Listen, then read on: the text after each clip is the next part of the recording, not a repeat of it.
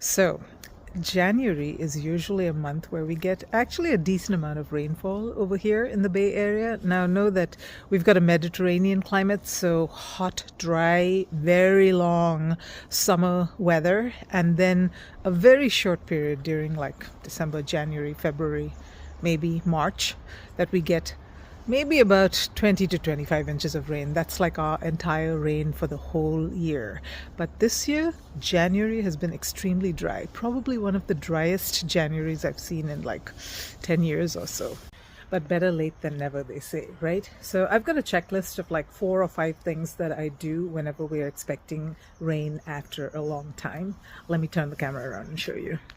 First off, if you're using rain barrels and if you've had like maybe a couple of rains so far in the season, what you want to do is make sure that it's ready to capture the next set of rain, which is going to be hopefully cleaner water. So you want to drain this because this first batch of rain that comes from your roof has collected all kinds of gunk from your roof and you want to just get rid of that. So you want to drain your rain barrel. This thing will fill up in like 5 minutes of heavy rain. That's just amazing how that works because it grabs from the entire roof and then flows through that onto this. And I've actually removed the pipe. So I'm going to have to replace the pipe and make sure that it's navigated directly into this mesh and it will fill up really, really quick. The next thing that I do is I open up all of my compost bins. Now I've done that already, but you can see how dry the leaves are, and you want to make sure that you capture as much rainwater, and the longer it flows, the more soaked up these leaves will get. Speaking of leaves, let's get on to the topic of mulch.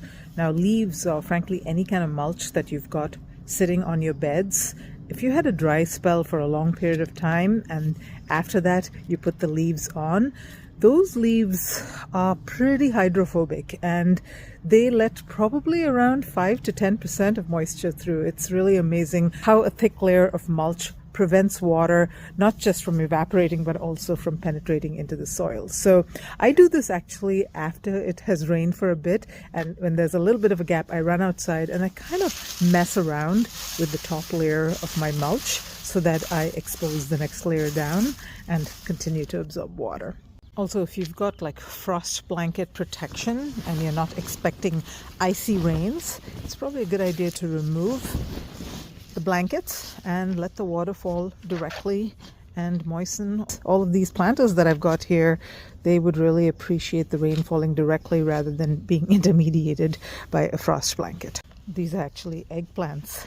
I had chopped them off and I was trying to preserve them and keep them going so that they come back again in spring. Let's see if that works. Another awesome thing to do before it rains is to come out and lay down any manure or compost on top of your beds. Now usually when I do something like this is chicken manure, I would scrape it into the top layer of soil. Now I don't need to do that because the rain is going to fall and it's going to push a lot of the nutrients into the soil and get all of that life going. So yeah, let the rain do the work for you. So I've done that for all of my young fruit trees. Actually, you don't want to put manure too close to the base of the tree. So kind of around the drip line is where you want to put it and let the rain wash it in. And if you've got any seedlings sitting around, I'm hardening off these daisies here.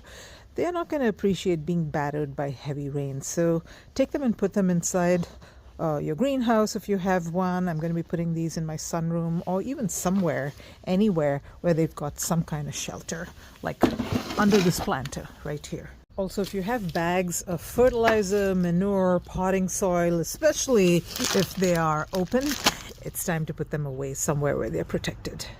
And saving the most obvious one for last, any electrical appliances that you have lying around need to be put away before the rains. So that's all I can think of, but if you've got any additional tips, do leave them in the comments below.